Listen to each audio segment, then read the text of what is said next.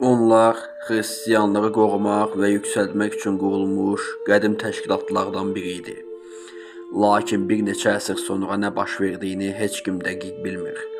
Amma xristianlığı qorumaq məqsədi ilə qurulan bu təşkilatın üzvləri elə xristianlar tərəfindən kafirlik, xaça tüpürmək, İsa Peyğəmbərə söymək və homoseksuallıq kimi ittihamlarla əvvəlcə dindən çıxarıldılar, daha sonra isə edam edildilər. Budur, tapınaq şövalyələrinin maraqlı sonu. 1118-ci ildə Avropadan Qüdsə 9 cəngavər gəldi. Onların lideri Hugo de Payne adlı bir fransız cəngavər idi. Qüdüs kralı Baldwinlə görüşüb belə dedilər: "Biz İsa Peyğəmbərin kasıb cəngavərləriyik. Özümüzü Qüdsün müdafiəsinə və həcc yolunun təhlükəsizliyini təmin etməyə həsr etmişik. Bu məqsədlə şəxsi mülk sahibi olmamağa, kasıb həyat yaşamağa və xristianlığın şanını qorumağa and içirik." Kral bu vəziyyətdən razı qalaraq onlara Süleyman məbədindən istifadə etməyə icazə verdi. Beləliklə, dini və hərbi xarakterli bir təşkilat olan tapınaq şövalyələri rəsmi olaraq qurulmuş oldu. Başlanğıcda maddi qaynaqlar olmadığından bu təşkilat yalnız bağışlarla, yəni yardımlarla yaşaya bilirdi. Onların simvolu eyni adda iki cəngavər, sadəlik və yoxsulluğu ifadə edirdi. İllərlə istifadə etdikləri Süleyman məbədində sirli fəaliyyətlər göstərdilər və təşkilat sürətlə böyüməyə başladı. Təşkilatın mistik aurası Avropalı zadəganların marağını çəkirdi. Tezliklə hər yerdən cəngavərlər və zadəganlar bu birliyə qoşulmağa başladılar və təşkilata girərkən bütün var dövlətlərini oraya bağışlayırdılar. Təşkilat qurulduqdan sonra 11 il keçməmiş liderləri Vatikana ziyarətə gəldilər və Papa ilə görüşdülər. 13 yanvar 1129-cu ildə Papa tərəfindən Tanrının ordusu elan edildilər. Papa Innokenti tərəfindən verilən xüsusi fərmanla tapınaq şövalyələrinə vergi azadlığı, sərbəst hərəkət və yalnız Papa qarşısında məsuliyyət hüququ verildi. Avropalı zadəganlar təşkilata torpaq, pul və əsgər yardım etməyə can atırdılar. Beləliklə, tapınaq şövalyələri qısa zamanda orta əsrlərin ən güclü hərbi, ticarət və maliyyə qurumuna çevrildi. Yalnız savaşçılar deyil, ticarətçilər, bankirlər və maliyyəçilər oldular. Qərbdən şərqə qədər qalalar, fərmalar və kilsələr inşa etdilər. Özlərinə aid ticarət və döyüş gəmiləri donanması yaratdılar. Daxili iyerarxiyada 4 əsas sinif var idi: cəngavərlər, çavuşlar, rahiblər və digərləri. Cəngavərlər zadəgan ailələrindən seçilən döyüşçülər idi.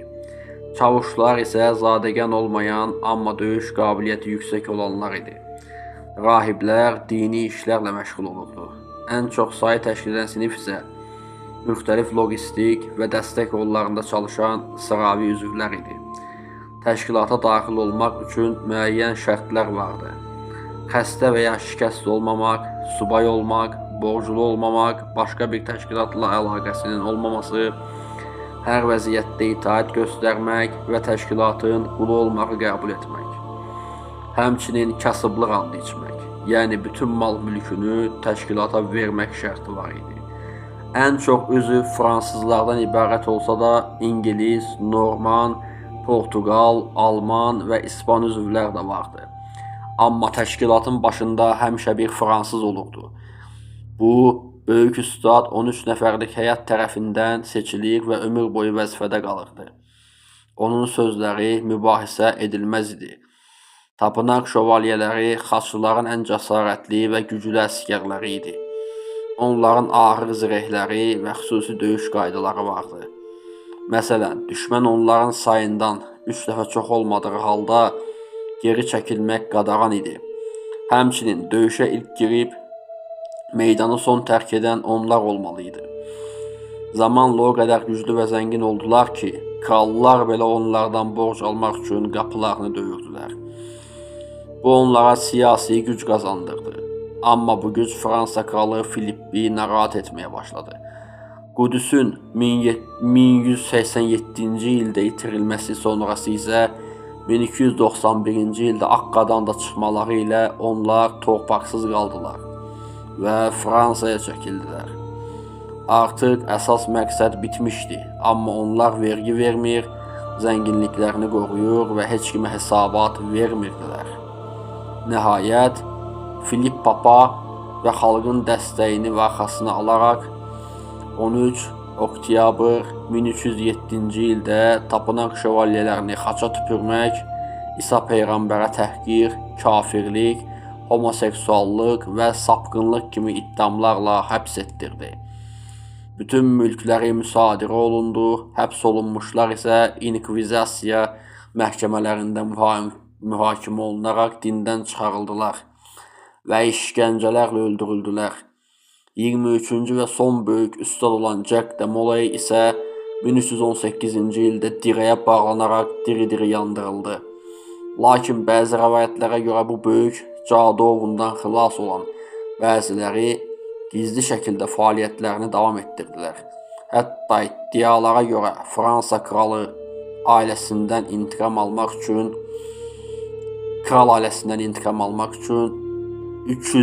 100 illər sonra baş verən fransız inqilabını belə sağ qalan tapınaq şövalyələri təşkil edib. Deyilənə görə 21 yanvar 1793-cü ildə Fransa kralı Ludovikin başı gilyotinlə kəsiləndə bir nəfər izdihamın içindən tribunaya çıxaraq kəsilmiş başı havaya qaldırıb Jack de Molay'in intiqamı alındı deyə qışqırmışdı. Əziz dostlar, bugün dünyada hələ də gizli şəkildə fəaliyyət göstərən 1700-dən çox təşkilat var və bunlar tapınaq şövalyələrinin davamı olduğunu iddia edir. Fikir sizindir. Xahiş edirik rəylərdə fikirlərinizi bildirəsiniz.